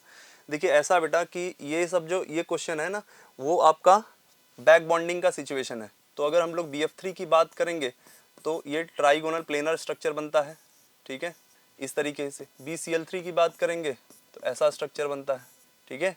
BBr3 का स्ट्रक्चर की बात करेंगे तो इसका भी वैसा ही बनता है। अब हो क्या रहा है बेसिकली कि यहाँ पे बैक बॉन्डिंग बनता है, ठीक है, ये लोन पेयर से बैक बॉन्डिंग बनता है। यहाँ पे जो बैक बॉन्डिंग बनता है वो थोड़ा सा वीक बनता है, और यहाँ पे जो बैक बॉन्डिंग बनता है ये खाली इसको इलेक्ट्रॉन दिखाता है कि ले लो बेटा, है ना, दूर से ही फेंकता है, बोले ले लो, ठीक है। तो ये तो दे नहीं पाएगा आसानी से, ठीक है, कि यहाँ पर बैक बॉन्डिंग क्या है, बैक बॉन्डिंग स्ट्रेंथ जो है कम है, और यहाँ पे बैक बॉन्डिंग BB, ठीक है, स्ट्रेंथ जो है वो ज़्यादा है। तो बैक बॉन्डिंग स्ट्रेंथ अगर ज़्यादा है तो हो क्या रहा है बेसिकली कि अगर बैक बॉन्डिंग स्ट्रेंथ ज़्यादा है तो क्या करेंगे, ये आसानी से इसके वैकेंट ऑर्बिटल को लोन पेयर दे सकता है। जब लोन पेयर देगा तो क्या होगा, लोन पेयर देगा तो इसका जो वैकेंट ऑर्बिटल है दूसरे से एक्सेप्ट कर रहा था वो सेटिस्फाई हो जाएगा क्योंकि बगल में ही उसको देने वाला है। यहाँ पे डोनेट करेगा कम होगा क्योंकि यहाँ पर क्या बेटा 2p ओवरलैपिंग होगी, है ना, पाई बॉन्ड बनाएगा, तो यहाँ पे 2p 3p ओवरलैपिंग होगी, यहाँ पे 2p और 4p ओवरलैपिंग होगी। तो यहाँ पे डिस्टेंस क्या हो जाएगा, बहुत ज़्यादा, डिस्टेंस बहुत ज़्यादा हो जाएगा, तो ब्रोमीन आसानी से नहीं दे पाएगा, और नहीं दे पाएगा तो क्या होगा, इसका ये अनसेटिस्फाई रहेगा, और अनसेटिस्फाई रहेगा तो दूसरे से एक्सेप्ट करने की टेंडेंसी इसकी ज़्यादा रहेगी। तो दूसरे से एक्सेप्ट करने की टेंडेंसी ज़्यादा होगी तो लुईस एसिड कैरेक्टर ज़्यादा हो जाएगा। तो सीधा सीधा हम लोग ये कह सकते हैं लुईस एसिड कैरेक्टर जो होगा inversely proportional to back bonding strength, ठीक है। तो यहाँ पे क्या हो जाएगा, BBr3 का सबसे ज़्यादा हो जाएगा, फिर BCl3 का, फिर BF3 का। बहुत सारे बच्चे यहाँ पर गलती कर सकते हैं क्योंकि यहाँ पे उनको फिर ये ऑर्गेनिक में जो इलेक्ट्रोनिगेटिविटी वाला रूल लगाएंगे तो बोलेंगे कि सर यहाँ पे जो फ्लोरीन की इलेक्ट्रोनेगेटिविटी ज़्यादा है तो ज़्यादा खींच करके ज़्यादा एसिडिक बना देगा, ऐसा नहीं है। यहाँ पर बैक बॉन्डिंग वाला कॉन्सेप्ट लगाएंगे, ठीक है। तो ऑप्शन कौन सा हो जाएगा हमारा, ऑप्शन बी Br3 ज़्यादा हो जाएगा, BCl3, यानी ऑप्शन ए हो जाएगा, ठीक है। चलिए स्टार्ट करते हैं क्वेश्चन नंबर 70, ठीक है। क्वेश्चन नंबर 70 क्या कह रहा है कि द हाईएस्ट बॉन्ड ऑर्डर, ठीक है, ये तो बहुत सिंपल क्वेश्चन है बेटा, ठीक है। Highest bond order following species is of, देखो O2 जो होता है ना, आप लोगों को शॉर्टकट में बता चुका हूँ एक बार, ठीक है, ANTS की वीडियो में बताया हूँ, ठीक है। तो O2 जो होता है, इलेक्ट्रॉन जो होता है 16 होता है, और वैसे भी नंबर ऑफ बॉन्ड जो होता है वो बॉन्ड ऑर्डर के बराबर होता है, तो इसका बॉन्ड ऑर्डर जो होगा वो 2 हो जाएगा, ठीक है, पहला ऑप्शन। दूसरा ऑप्शन क्या है, O2 प्लस, ठीक है। देखो बेटा O2 प्लस है तो इलेक्ट्रॉन कितना हो जाएगा 15, तो इलेक्ट्रॉन 15 हो जाएगा। तो अगर आप बॉन्ड ऑर्डर के पॉइंट ऑफ व्यू से देखेंगे तो इलेक्ट्रॉन 15 हो जाएगा, तो बॉन्ड ऑर्डर थोड़ा सा ज़्यादा हो जाएगा, क्योंकि देखो इलेक्ट्रॉन, मैं फिर से आपको रिवाइज करा दे रहा हूँ, इलेक्ट्रॉन अगर 14 होता है, ठीक है, ये 14 से ज़्यादा या 14 से कम वाले का ही सिचुएशन है। इलेक्ट्रॉन 14 है तो बॉन्ड ऑर्डर 3 होता है, ठीक है। इलेक्ट्रॉन 15 है तो बॉन्ड ऑर्डर घटता है 2.5, ठीक है, 0.5 से। इलेक्ट्रॉन 16 है तो बॉन्ड ऑर्डर 2 होता है। इलेक्ट्रॉन 17 है तो बॉन्ड ऑर्डर 1.5 होता है, ठीक है। इस ऑर्डर में धीरे धीरे जाने को इलेक्ट्रॉन अगर 20 आ जाता है तो बॉन्ड ऑर्डर 0 हो जाता है, ठीक है। तो इस तरीके का ही हमारा शॉर्ट ट्रिक है। अब यहाँ पे इलेक्ट्रॉन 15 है तो बॉन्ड ऑर्डर कितना हो जाएगा बेटा 2.5। सी ऑप्शन में अगर देखते हैं तो O2 माइनस है तो इलेक्ट्रॉन कितना हो जाएगा 17, तो बॉन्ड ऑर्डर जो है आपका वो कितना होगा, माइनस है तो यहाँ पर घट जाएगा और 1.5 हो जाएगा। और डी ऑप्शन अगर देखते हैं तो डी ऑप्शन क्या है, O2 डबल प्लस, तो डबल प्लस में इलेक्ट्रॉन कितना है हमारा, इलेक्ट्रॉन है 14, 14 का मतलब बॉन्ड ऑर्डर 3 मैक्सिमम, ठीक है ना, बॉन्ड ऑर्डर 3 मैक्सिमम है। तो यही पूछ रहा है कि इसमें हाईएस्ट है, तो ऑप्शन क्या हो जाएगा हमारा, डी ऑप्शन करेक्ट हो जाएगा, ठीक है। चलिए स्टार्ट करते हैं क्वेश्चन नंबर 71। 71 क्या बोला जा रहा है, oxidation state of 3 carbon atom in C3O2R, ठीक है। C3O2 यानी कि 3 कार्बन है, तो इसमें जो है C3O2 हमारा कार्बन सब ऑक्साइड होता है। इसका स्ट्रक्चर बनाएंगे तो इस तरीके में, ऑक्सीजन 2 बॉन्ड बनाया, कार्बन 4 बॉन्ड बनाया। तो जब भी ऑक्सीजन इलेक्ट्रोनेगेटिव एलिमेंट के साथ बनाता है तो इस पर क्या आएगा -2 चार्ज, इस पर क्या आएगा इसके करस्पॉन्डिंगली +2 चार्ज, ठीक है। और यहाँ पे भी -2 चार्ज, यहाँ पे भी +2 चार्ज। ये आपस में बनाएगा कार्बन, तो इसके रेस्पेक्ट में तो 0 होगा, ठीक है। ये आपस में बनाएगा तो 0 होगा, और ये आपस में बनाएगा तो 0 होगा। ये कार्बन कार्बन के रिस्पेक्ट में है, ठीक है, और ये इसके रिस्पेक्ट में है, ठीक है। जब भी इलेक्ट्रोनेगेटिविटी का इस तरीके से बॉन्ड बनाए, ये कॉन्सेप्ट ऑलरेडी मैं क्लास में बताया हूँ। जैसे मान लो HCl बनता है तो यहाँ पर क्या हो जाएगा, Cl पर निगेटिव होता है, अगर मान लो कंप्लीट डिसोसिएशन कर दें तो कंप्लीट डिसोसिएशन यहाँ पे माइनस, यहाँ पे +1 चार्ज, ठीक है ना, अगर सिर्फ चार्ज लिखें तो। इसी तरह डबल बॉन्ड बनता है तो -2 +2, जो ज़्यादा इलेक्ट्रोनेगेटिव होता है उस पर माइनस अकॉर्डिंग टू बॉन्ड। तो यहाँ पर क्या हो जाएगा, है ना, कार्बन स्टेट का क्या हो जाएगा +2 0 और +2, ऐसा ऑप्शन कौन सा है, कार्बन का ही, +2 +2 0 +2 +2 0 +2, है ना। तो यानी कि बी ऑप्शन क्या हो जाएगा, करेक्ट हो जाएगा। चलिए स्टार्ट करते हैं क्वेश्चन नंबर 72। 72 कह रहा है which of the following molecules will have 0 dipole moment. 0 dipole moment में हम लोगों को देखना है कि सिमेट्री किस में पाया जा रहा है, कि ताकि वो डाइपोल मोमेंट क्या हो सके, कैंसिल कर सके वेक्टर एडिशन से, ठीक है ना। तो ClF3 जो है, ClF3 का स्ट्रक्चर अगर हम लोग देखेंगे तो 2 फ्लोरीन ऊपर रख दीजिए बेटा, ठीक है, और 1 फ्लोरीन ये हमारा टी शेप हो जाएगा, 2 लोन पेयर हो जाएगा। Cl के पास 7 इलेक्ट्रॉन होते हैं, 3 बॉन्ड पेयर, 2 लोन पेयर। तो ये तो बिल्कुल नहीं आएगा साहब, क्योंकि लोन पेयर हमेशा इधर की तरफ जाएगा, अपने डायरेक्शन में खींचेगा, फ्लोरीन इधर खींचेगा, और ये दोनों चलो मान लो कैंसिल, ये तो कैंसिल करेगा नहीं क्योंकि 180 डिग्री पर है नहीं, तो डाइपोल मोमेंट जो होगा वो नॉट इक्वल टू 0 होगा, ठीक है, ए ऑप्शन में। बी ऑप्शन देख लेते हैं, बी ऑप्शन में क्या होगा, HCl4, है ना, HCl4 यहाँ जिनॉन के पास 8 इलेक्ट्रॉन है, 4 बॉन्ड पेयर बनाएगा और 2 लोन पेयर बनाएगा, ठीक है। तो लोन पेयर जो है, लोन पेयर इधर की तरफ खींचेगा, ये इधर की तरफ खींचेगा, दोनों लोन पेयर ट्रांस पोजीशन पे है, कैंसिल कर देगा, और ये चारों जो है इस तरीके से प्लेन में है तो ये भी कैंसिल कर देगा। तो ये जब कैंसिल कर देगा तो ये डाइपोल मोमेंट 0 हो जाएगा, क्योंकि सिमेट्रिक है, और स्ट्रक्चर का नाम है स्क्वायर प्लेनर, ठीक है, क्योंकि जब स्क्वायर प्लेनर में ये 2 लोन पेयर कैंसिल कर देगा, 4 फ्लोरीन वाले कैंसिल कर देंगे, ठीक है। तो ये हमारा बी ऑप्शन में डाइपोल मोमेंट 0 हो जाएगा, ठीक है। चलिए स्टार्ट करते हैं क्वेश्चन नंबर 73, ठीक है। क्वेश्चन नंबर 73 क्या बोला जा रहा है, मैच लिस्ट 1 विथ लिस्ट 2, है ना। यहाँ पे लिस्ट 1 में थर्मोडायनेमिक पैरामीटर, लिस्ट 2 में हमारा रिएक्शन स्पॉन्टेनिटी। और रिएक्शन स्पॉन्टेनिटी को मेज़र करने के लिए हम लोग एक ही पैरामीटर्स को देखते हैं, वो है हमारा डेल्टा जी। ठीक है, अब डेल्टा जी को लिए किस तरीके से देखते हैं, डेल्टा जी नॉट यहाँ पर क्या होगा, delta H not minus T delta S not. ठीक है, तो हमारा पहला पार्ट जो है ए में क्या लिखा है कि डेल्टा एच नॉट जो है लेस देन 0 है, डेल्टा एस नॉट जो है ग्रेटर देन 0 है। सॉरी, यहाँ पे डेल्टा एस नॉट भी लेस देन 0 है। ठीक है, तो अगर ये निगेटिव होगा और ये भी निगेटिव होगा, अब देखिए ज़रा, ये निगेटिव होगा तो ये पूरा पॉजिटिव हो जाएगा और ये पूरा पॉजिटिव हो जाएगा। अगर ये पूरा पॉजिटिव हो जाएगा और ये निगेटिव हो जाएगा, तो आपको अगर इसको स्पॉन्टेनियस करना है तो इसको क्या करना पड़ेगा, ज़्यादा निगेटिव करना पड़ेगा, इसको क्या करना पड़ेगा, कम पॉजिटिव करना पड़ेगा। ठीक है, तो इसको ज़्यादा निगेटिव, इसको कम पॉजिटिव, इसको ज़्यादा निगेटिव, तो कम पॉजिटिव करने के लिए आपको टेम्परेचर को घटाना पड़ेगा ताकि इसका वैल्यू जो है टी डेल्टा एस नॉट की वैल्यू कम पॉजिटिव आए। तो यहाँ पर स्पॉन्टेनियस हो सकता है लेकिन लो टेम्परेचर पर। तो ए का जो होगा मतलब डेल्टा जी नॉट अगर लेस देन 0 कराना है तो इसमें spontaneous at low temperature, spontaneous at low temperature, low temperature यानी कि इसका ए का जो होगा वो 3 से मैच करेगा। ठीक है, एक बार ए का 3 से कौन सा ऑप्शन मैच कर रहा है ये भी देख लेते हैं। ए का 3 से ए में मैच कर रहा है और डी में मैच कर रहा है, तो बी और सी हमारा ऑप्शन कैंसिल हो जाएगा। एक बार हम लोग बी का चेक कर लेते हैं, अपने आप डिफरेंशिएट हो जाएगा दोनों ऑप्शन में। ठीक है, तो बस डेल्टा एच नॉट पहले में बी में क्या है less than 0, delta S not greater than 0।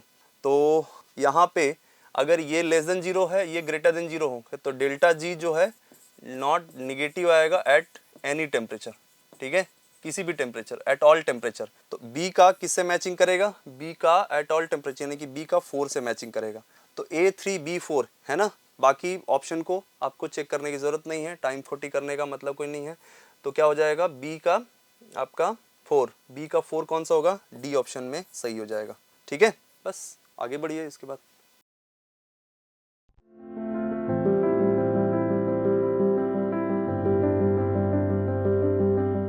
Hello everyone, welcome to the discussion of FT7 Organic Chemistry Medical Section. Let's start with question number 74.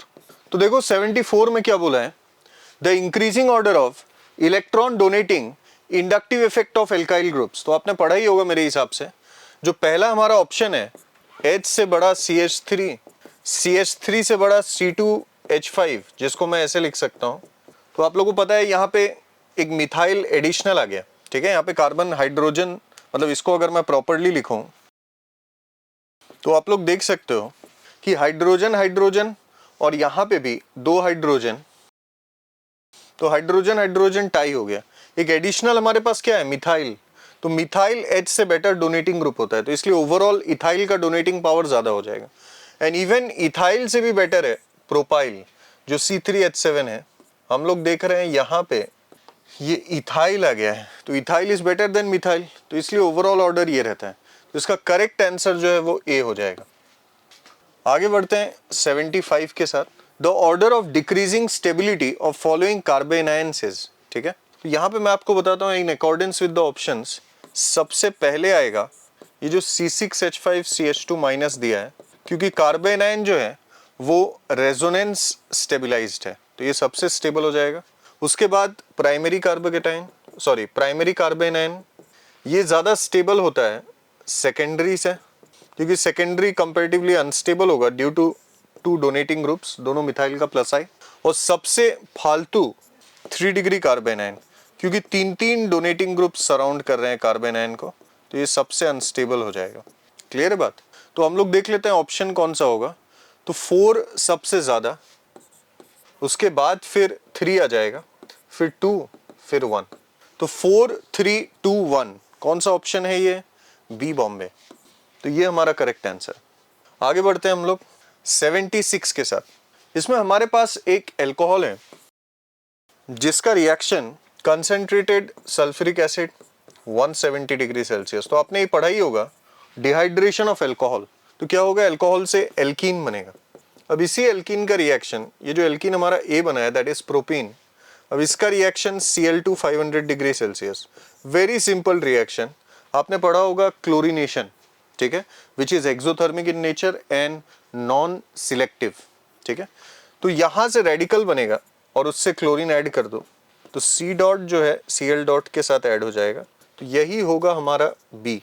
तो A और B अपने पास है, तो आप लोग देख सकते हो ये जो ऑप्शन है it will B B Bombay. अब हम लोग आते हैं इस क्वेश्चन में, बेंजीन के साथ हमें किसको रिएक्ट करना है ताकि टॉल्यूइन बन जाए इन द प्रेजेंस ऑफ AlCl3। तो it is very simple, chloromethane हमें चाहिए, यही हमारा A हो जाएगा, क्योंकि आपको पता है AlCl3 Cl को ट्रैप कर लेगा।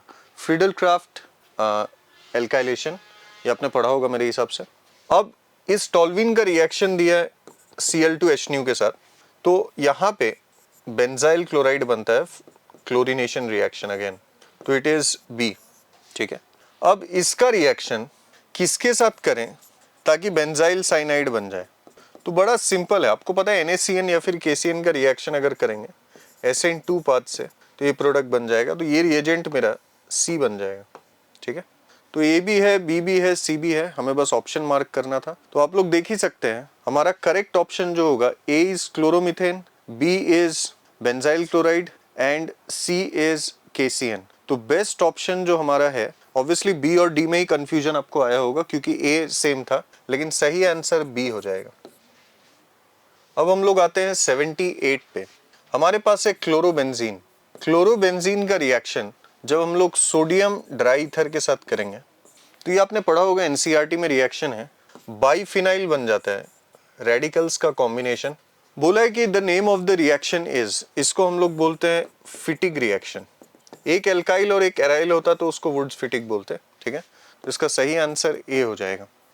आगे बढ़ते हैं हम लोग 79, which of the following is not true in case of reaction with heated copper at 300 degree Celsius. सबने पढ़ा होगा copper at 300 degree Celsius is a mild oxidizing agent, जो प्राइमरी अल्कोहल को एल्डिहाइड में कन्वर्ट कर देता है, सेकेंडरी अल्कोहल को कीटोन में, और टर्शरी अल्कोहल को वो ऑक्सीडाइज तो नहीं कर पाता है, इसलिए वहां पे क्या होता है डिहाइड्रेशन, जिससे वाटर निकल जाता है और एल्कीन बनता है, जिसको हम लोग ओलेफिन भी बोलते हैं।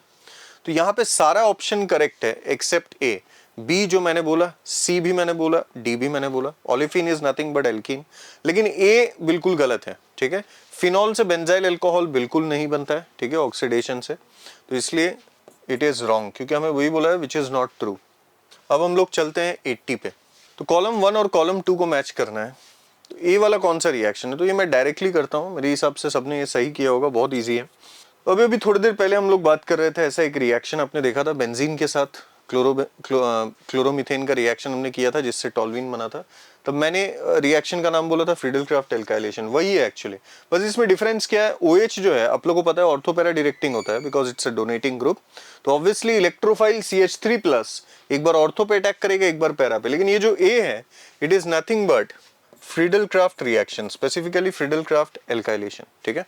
अब जो आपने ये B देखा है फिनॉल का क्लोरोफॉर्म और एक्वस NaOH के साथ, जिससे ऑर्थोसैलिसिल्डिहाइड प्रोडक्ट बनाया गया है, ये बहुत ही फेमस रिएक्शन है, आप सबने पढ़ा होगा, राइमर-टाइमन रिएक्शन, तो ये हो जाएगा B हमारा 3।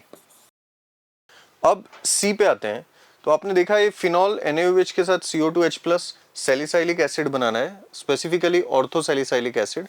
दिस रिएक्शन इज कोल्ब-श्मिड या फिर कोल्ब्स रिएक्शन, ठीक है, जो कि हमारा हो जाएगा 4। D जो हमारा है कि यहाँ पे सैलिसाइलिक एसिड और NaOH के साथ, तो मैं आपको बताता हूँ यहाँ पे बस CO2 निकाल दो, तो दिस रिएक्शन इज डीकार्बोक्सिलेशन। मैंने क्या किया, CO2 निकाल दिया है, ठीक है। ये NaOH और कैल्शियम ऑक्साइड को एक साथ सोडा लाइम मिक्सचर बोलते हैं, ये रिएक्शन होता है सोडा लाइम डीकार्बोक्सिलेशन, ठीक है। तो दैट इज बेसिकली 1, तो D हमारा 1 हो जाएगा, तो हमें ये ऑप्शन बस सिलेक्ट करना था। तो A2, B3, C4 और D1, तो हमारा B करेक्ट आंसर हो जाएगा, ठीक है, आप लोग देख ही सकते हो। 81 में बोला है कि ईथर चाहिए हमें अल्कोहल से, सपोज स्पेसिफिकली बोल दिया है तो इथाइल अल्कोहल लिया गया है और इससे हमें ईथर चाहिए, कोई प्रॉब्लम नहीं है। आप 140 degree Celsius that is 413 kelvin में अगर आप रिएक्शन करो, ठीक है, इन द प्रेजेंस ऑफ H2SO4, तो बस 2 अल्कोहल लो और आप वाटर निकाल दो, तो आपको ईथर मिल जाएगा। लेकिन टेम्परेचर इंपॉर्टेंट है, 140 डिग्री सेल्सियस या फिर 413 केल्विन C। लेकिन आप अगर बोलोगे सर मैंने तो पढ़ा था कि H2SO4 के साथ एल्कीन बनता है, ठीक है वो बनता है डिहाइड्रेशन ऑफ अल्कोहल, लेकिन कब? अगर 170 डिग्री सेल्सियस लोगे, दैट इज 443 केल्विन। यहाँ पे ईथर बनाना है, इसलिए ये हमारा सही आंसर हो जाएगा। 82 पे आते हैं। तो 82 में हमें बोला है एनिलीन का रिएक्शन ब्रोमीन वाटर के साथ। तो ये तो मेरे हिसाब से सबने सही किया होगा, ये तो मतलब एकदम फुल टॉस था, ठीक है क्लियर है, ऐसा फुल टॉस जिसमें अभी धोनी ने 6 मारा था, सही बात है कि नहीं? तो सबने मेरे हिसाब से इसमें छक्का ही मारा होगा। NCERT direct question, bromine water के साथ एनिलीन ट्राई ब्रोमो प्रेसिपिटेट बनता है, very important from exam point of view. तो ये हमारा सही आंसर जो होगा it will be C Calcutta. 83 पे आते हैं। फिर से हमें बोला है कि मैच द फॉलोइंग, ठीक है 1 और 2 को हमें मैच करना है। तो हाइड्राजीन, तो देखो ये सब एसीटोन के साथ करना है, तो मैं एक एक करके प्रोडक्ट बनाते जाता हूँ। एसीटोन के साथ अगर आप हाइड्राजीन का रिएक्शन करो तो बस वाटर निकाल दो, तो इससे आपको प्रोडक्ट मिलेगा ये, इसको बोलते हैं हाइड्राजोन। तो ये मेरा ए था, प्रोडक्ट आप देख सकते हो NNH2 दैट इज 3। हालांकि अगर मैं आपकी जगह होता, देखो मैं टीचर हूं तो मैं तुम्हें पूरा समझाऊंगा, लेकिन मैं आपकी जगह होता तो A3 मुझे दिखते ही मैं सीधा सी ऑप्शन मार्क कर देता, मुझे पहले ही करेक्ट आंसर पता चल जाता, लेकिन मैं आपको समझा देता हूँ बाकी सब। नेक्स्ट, ये एनसीईआरटी में पूरा एक टेबल है आपके लिए, बहुत इंपॉर्टेंट है, सेमी कार्बाजाइड के साथ।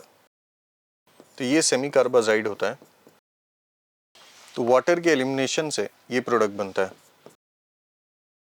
तो यहाँ पे सेमी कार्बाजाइड अपने पास B है, और प्रोडक्ट क्या बना है इसके साथ, 2 CH3C N के साथ NHCONH2, ये आप लोग देख सकते हो 1।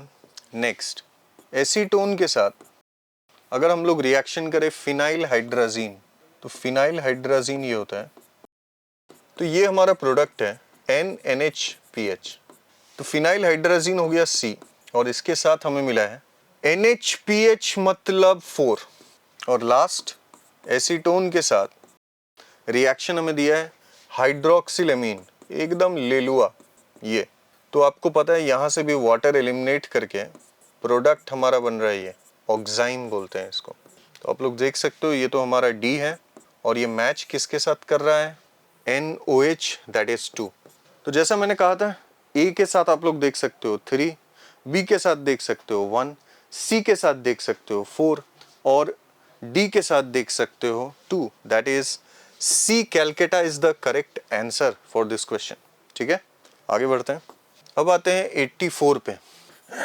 84 में हमें पूछा है which of the following compounds will undergo Cannizzaro. तो आपको पता है केनिजारो के लिए नो अल्फा एच रिक्वायर्ड, तो आंसर इज सी कैलकाटा, क्योंकि बेंजेल डिहाइड में कोई अल्फा कार्बन नहीं होता है। आप लोग देख सकते हो ये अल्फा कार्बन है, सॉरी अल्फा हाइड्रोजन नहीं होता है, अल्फा कार्बन में कोई भी हाइड्रोजन नहीं है। ठीक है, तो ये ध्यान रहे, सी कैलकाटा हमारा आंसर है। 85 पे आते हैं। हमारे पास है ब्रोमोमीथेन, इसका रिएक्शन Mg ईथर के साथ, तो there will be formation of Grignard reagent, तो ये हमारा X बन चुका है।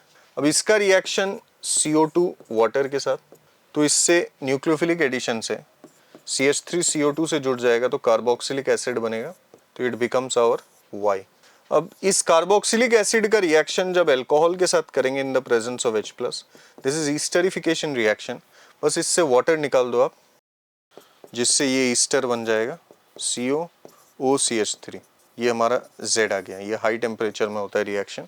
तो हमें बोला है कि आइडेंटिफाई XYZ, ठीक है, तो X तो हमारा ग्रिग्नार्ड होना चाहिए। तो आप लोग देख सकते हो एक ही ऑप्शन है जिसमें ये वाला ग्रिग्नार्ड, वैसे तो 2 ऑप्शन है जिसमें ग्रिग्नार्ड बना है, A और C, लेकिन करेक्ट वाला ये है A ऑप्शन। ठीक है, तो उससे भी मैं डायरेक्टली आइडेंटिफाई कर सकता था, मेरा आंसर सही A ही होगा। बाकी सब भी आप मैच करके देख सकते हैं। Y हमारा एसिटिक एसिड बन रहा है और Z हमारा मिथाइल इथानोएट बन रहा है। ठीक है, बिल्कुल सही, this is the correct answer.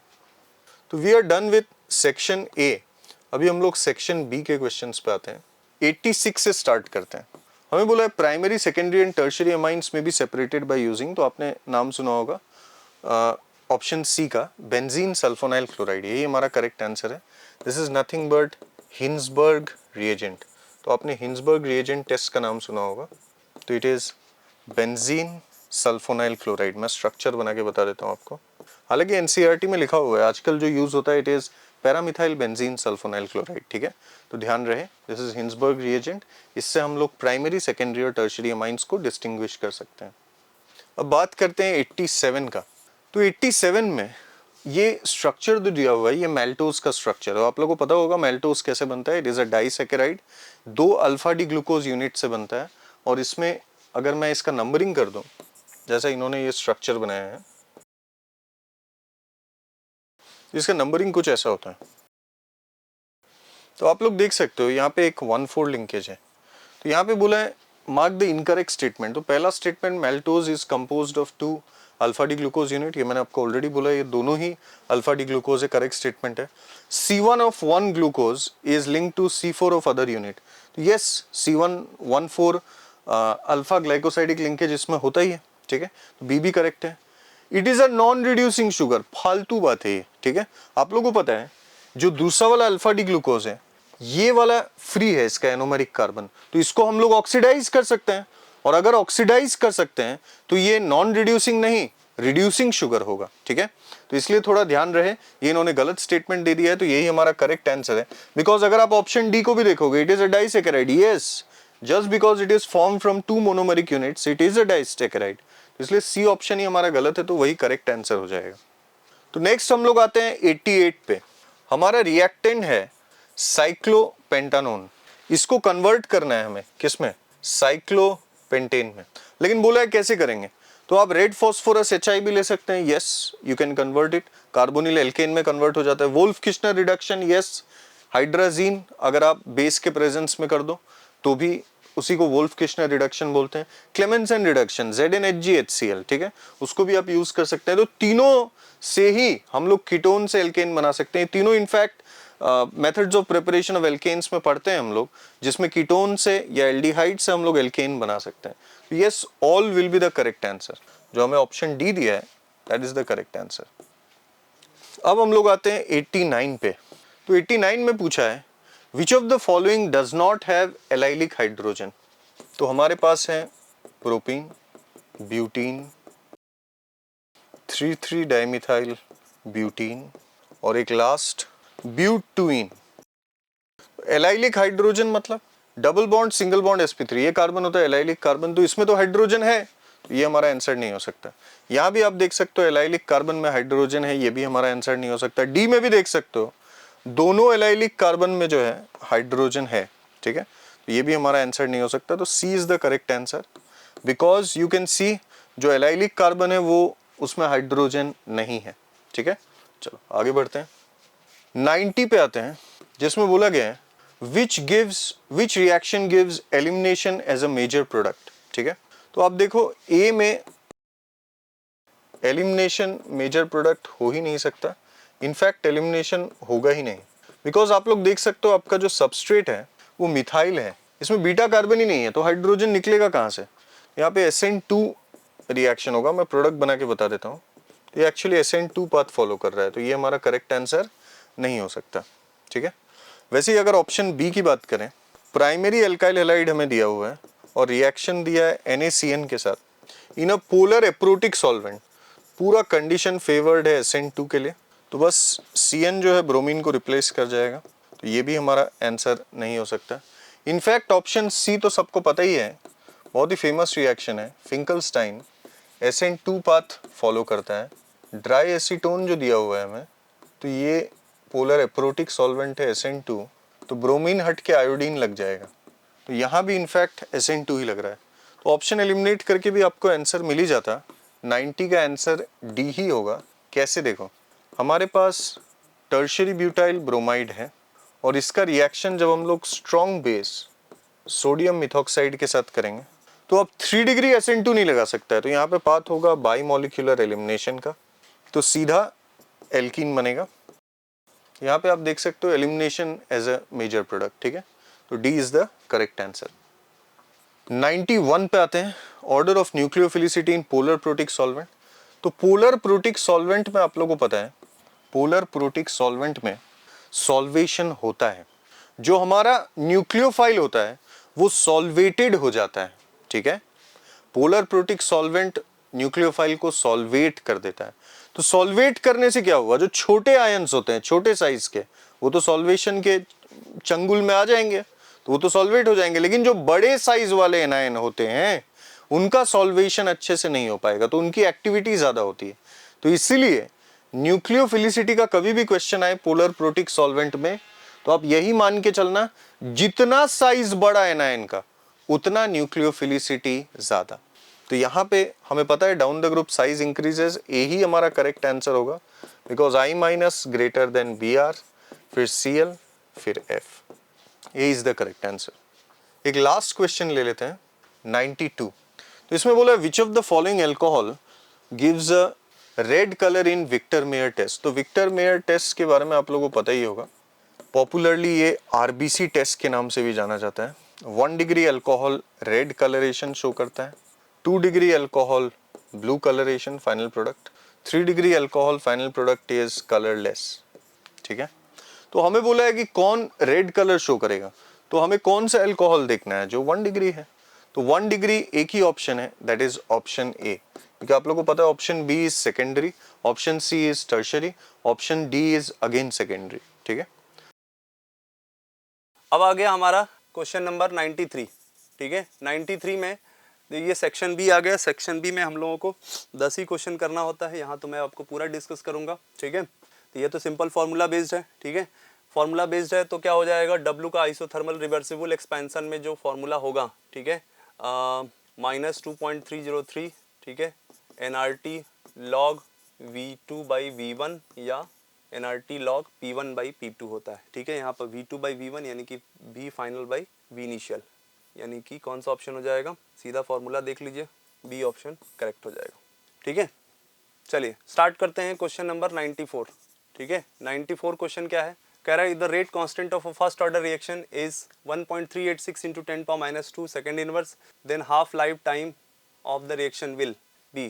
ठीक है, तो देन होना चाहिए वहाँ पे। ठीक है, तो यहाँ पे क्या होगा, टी हाफ का जो फॉर्मूला होता है 0.693 फर्स्ट ऑर्डर रिएक्शन के लिए अपॉन रेट कांस्टेंट। बहुत सिंपल बेटा, इसको हम लोग क्या लिखेंगे, 6 पॉइंट, इसको ऐसा लिख सकते हैं 6.93 है ना, इंटू 10⁻⁻1 अपॉन के की वैल्यू रख देंगे, कितना है 1.386 इंटू 10⁻²।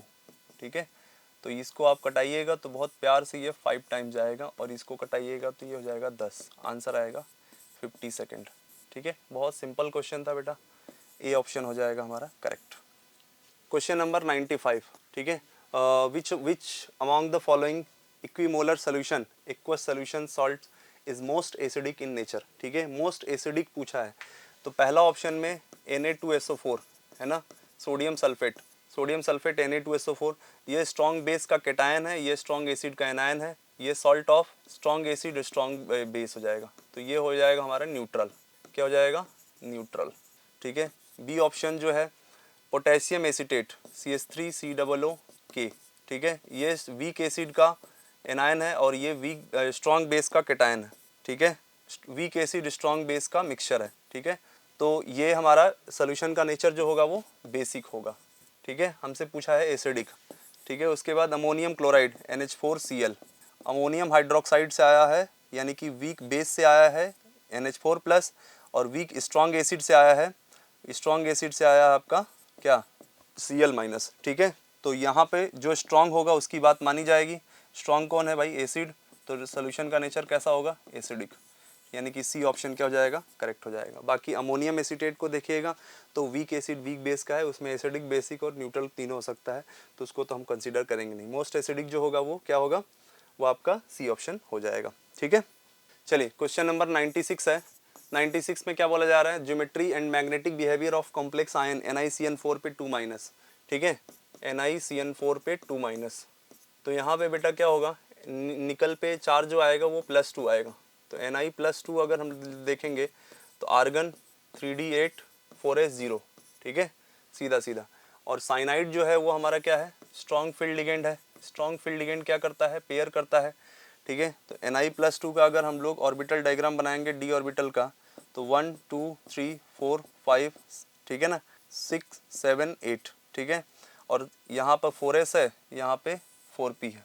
ठीक है, और यहाँ पे 3D है, ये वाला इलेक्ट्रॉन पेयर कर जाएगा 1 2 3 4 5 6 7 8, ये वाला खाली हो जाएगा और यहाँ पे भी ये खाली रहेगा। तो ये हो जाएगा एक Cn, एक ये हो जाएगा, एक ये हो जाएगा, एक ये हो जाएगा, सॉरी ये नहीं होगा, ठीक है। तो हाइब्रिडाइजेशन जो होगा वो DsP2, DsP2 का जो शेप होता है वो क्या होता है, स्क्वायर प्लेनर, ठीक है। और इसमें अनपेड इलेक्ट्रॉन 0 है बेटा, तो ये क्या हो गया, डायामैग्नेटिक, क्या हो गया, डायामैग्नेटिक। और डायामैग्नेटिक हो गया तो हमारा ऑप्शन क्या हो जाएगा, square planar geometry and diamagnetic, यानी कि ऑप्शन बी जो है वो हमारा करेक्ट हो जाएगा, ठीक है। चलिए स्टार्ट करते हैं क्वेश्चन नंबर 97। क्वेश्चन नंबर 97 क्या है, which of the following arrangement is given in the sequence is not strictly according to the properties indicated against it. कह रहे हैं कि उसके अगेंस्ट जो लिखा हुआ है वो इसको इंडिकेट नहीं कर रहा है, स्ट्रिक्टली इंडिकेट नहीं कर रहा है, ठीक है। तो स्ट्रिक्टली इंडिकेट नहीं कर रहा है यानी कि कौन सा नहीं कर रहा है, पहला ऑप्शन में अगर कह रहा है देखा जाए तो H2O less than H2S less than H2SC, ठीक है। H2SC नीचे जाने पर हाइड्रा एसिड की एसिडिक कैरेक्टर बढ़ता है, यानी कि ये हमारा इसको इंडिकेट कर रहा है, ठीक है, इंडिकेट कर रहा है। ये सही ऑप्शन नहीं है, ठीक है। ऑप्शन कह रहा है कि इनकरेक्ट वाला चूज करना है, ठीक है। बी कह रहा है कि HBr less than HI less than HF, increasing boiling point. जी हाँ, ये सही है क्योंकि इसमें हाइड्रोजन बॉन्ड बनता है और फिर इसके बाद इसका हम लोग boiling point directly proportional to molecular weight. तो HI का मॉलिकुलर वेट ज़्यादा है, ठीक है, फिर HBr का, फिर उसके बाद HCl आएगा, ठीक है। तो ये भी सही है, मतलब ये भी इंडिकेट कर रहा है, ठीक है। मतलब ये H बॉन्ड की वजह से HF ज़्यादा हो गया और बाकी ये HI का मॉलिकुलर वेट ज़्यादा होगा, फिर HBr का कम, फिर HCl का और कम, तो ये भी सही है, ठीक है। सी ऑप्शन देख लेते हैं। सी ऑप्शन में कह रहा है HOCl, ठीक है, HOBr और HOI। इसमें कह रहा है कि HOI का एसिडिक कैरेक्टर ज़्यादा है, एसिडिक स्ट्रेंथ ज़्यादा है। ये बिल्कुल गलत बात है बेटा। क्यों गलत बात है, देखो इसमें आप यहाँ से H+ निकालेंगे तो यहाँ पे क्या हो जाएगा, O- से Cl, ठीक है। यहाँ से अगर H+ निकालेंगे तो यहाँ पे क्या हो जाएगा, O- पे Br, और यहाँ से अगर हम लोग H+ निकालेंगे तो क्या हो जाएगा, O- पे I, ठीक है। अब देखिए एक चीज़ ध्यान रखिए, यहाँ पर हम लोगों को इसकी स्टेबिलिटी देखनी है, इसकी स्टेबिलिटी देखनी है। तो ये क्या होगा, ये अपनी तरफ इलेक्ट्रॉन ज़्यादा खींचेगा, ये थोड़ा कम खींचेगा और ये सबसे कम खींचेगा, क्योंकि इसकी इलेक्ट्रोनिगेटिविटी ज़्यादा है, इसकी कम है, इसकी सबसे कम है।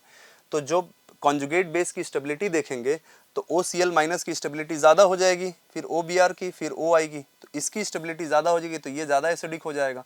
तो अब इसमें ये ज़्यादा एसिडिक होगा, तो इसमें कह रहा है कि HOI ज़्यादा एसिडिक है, तो ये प्रॉपर्टी इसको मैच नहीं कर रहा है, यानी कि सी ऑप्शन, यानी ऑप्शन के हिसाब से सी सही है, यानी कि ये इसको फॉलो नहीं कर रहा है इनकरेक्ट में, ठीक है। देखिए डी ऑप्शन में क्या बोला जा रहा है, डी ऑप्शन में भी बोला जा रहा है AS2O3, Sb2O3 और Bi2O3 इंक्रीजिंग बेसिक कैरेक्टर। तो इंक्रीजिंग बेसिक कैरेक्टर में हमको ये देखना है कि देखो जो ऑक्सीडेशन स्टेट तो सब पर सेम ही है, ठीक है ना, यहाँ पर भी +3, यहाँ पर भी +3, यहाँ पर भी +3, नीचे जाने पर मेटालिक कैरेक्टर बढ़ रहा है, और मेटालिक कैरेक्टर अगर बढ़ेगा तो मेटल का ऑक्साइड जो होगा वो बेसिक होगा, और नॉन मेटल का ऑक्साइड जो होगा इन जनरल ये दोनों क्या होते हैं, ये एसिडिक होंगे और ये बेसिक होंगे, ठीक है। तो ये सही लिखा हुआ है, ये गलत लिखा हुआ है, तो सी ऑप्शन हमारा सही हो जाएगा। चलिए स्टार्ट करते हैं क्वेश्चन नंबर 98, ठीक है। इसमें क्या बोला जा रहा है कि minimum ionic radii among the following is of. ये हमारा लेंथेनाइड का 4 ऑप्शन दिया हुआ है, ठीक है।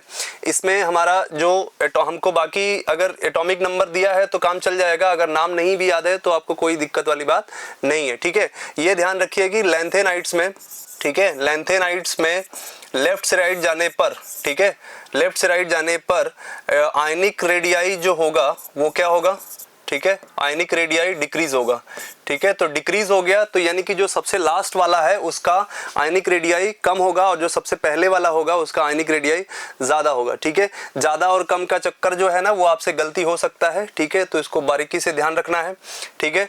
और यहाँ पे क्या है कि जो Z = 58 है, यानी कि आपका सेरियम +3, ठीक है, इसमें ये क्या होगा, इसका मैक्सिमम होगा, ठीक है। और Z = यानी कि थोलियम जो है Tm पर +3, Z = 69, ठीक है, इसका जो है मिनिमम होगा। तो हमको कोई क्वेश्चन में पूछा है मिनिमम किसका होगा, तो मिनिमम हमारा ऑप्शन सी हो जाएगा, सी ऑप्शन हमारा करेक्ट है।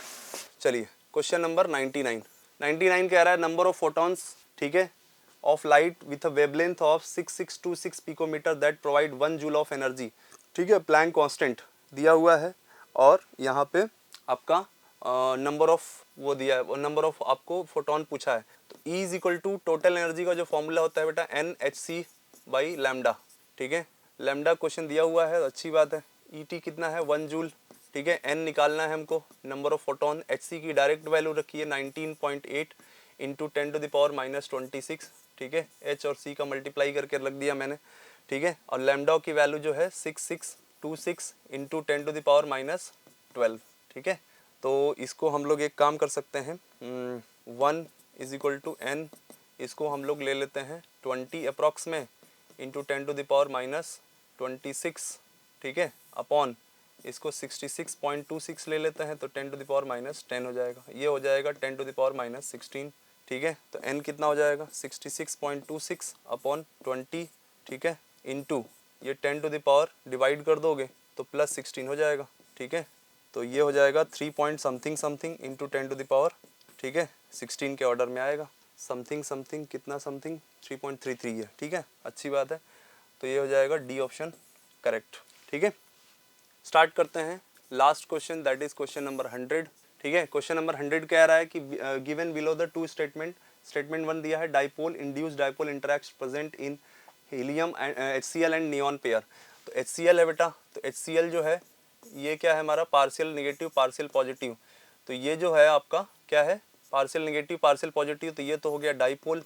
ठीक है, अब नियॉन जो है 2 नियॉन है यानी कि नियॉन मॉलिक्यूल है, इसको ना इसको देख करके रंग बदलेगा है ना, तो ये थोड़ा सा पोलराइज हो जाएगा, तो ये इंड्यूस हो जाएगा इसकी वजह से। ठीक है, इसकी वजह से थोड़ा सा इंडक्शन आ जाएगा इसके अंदर, तो इसमें डाइपोल क्रिएट होगा है ना, इंड्यूस्ड डाइपोल। तो ये तो सही है स्टेटमेंट है ना, statement 1 is correct, induced dipole. Statement 2 कह रहा है London force are associated with polar molecule in the light of above statement, choose the correct option. ठीक है, बिल्कुल नहीं साहब, लंदन फोर्स जो होता है वो फ्रिज लंदन ने डिस्कवर किया था और सबसे वीकेस्ट फोर्स होता है इंटरमॉलिक्यूलर फोर्स ऑफ अट्रैक्शन का, सबसे वीकेस्ट। यानी कि कौन सा हो जाएगा आपका लंदन फोर्स में आपका इंड्यूस्ड डाइपोल इंस्टेंटेनियस डाइपोल वाला सिचुएशन आता है। तो इंड्यूस्ड डाइपोल इंस्टेंटेनियस डाइपोल में लंदन पोलर मॉलिक्यूल तो बिल्कुल नहीं आएगा। ठीक है, तो स्टेटमेंट 2 जो है वो हमारा इनकरेक्ट हो जाएगा। तो statement 1 is correct, statement 2 is incorrect. ठीक है, तो ये हो जाएगा हमारा ए ऑप्शन करेक्ट। ठीक है, चलिए, तो इस तरीके से आपका ये डिस्कशन खत्म हुआ। मेरे हिसाब से आप लोगों ने बहुत अच्छा किया होगा ये एग्जाम। जैसा भी आपका नंबर आया उससे आपको घबराने की ज़रूरत नहीं है। एग्ज़ाम में कैसा होगा क्या होगा ये आपके वहाँ के टेम्परामेंट पे डिपेंड करता है कि आपको जितना आ रहा है। ये तो गारंटी की बात है कि ये जो पेपर का लेवल है, अगर इसमें आपको जो भी x नंबर आ रहा है उसमें आप 20 नंबर और जोड़ दीजिए, क्योंकि इस पेपर के हिसाब से उसमें अच्छा ही आपका स्कोर आएगा। तो अपने आप पर भरोसा रखिए, जितना भी तैयारी हुआ है उस पर आप अच्छे से एक्ट कीजिए। ठीक है, और मेरे तरफ से आपके नीट के लिए बेस्ट विशेस हैं। मुझे बिल्कुल पता है कि आप बहुत अच्छा करेंगे, बस खुद पे भरोसा रखिए, अच्छे से रिवाइज कीजिए, be confident and please be काम। एकदम कामली पेपर को सॉल्व करना है। ठीक है, ध्यान रखना है और स्पीड पे अपने ध्यान रखना है। ठीक है, तो बिल्कुल टेंशन मत लीजिए। Good luck, thank you. Thank you.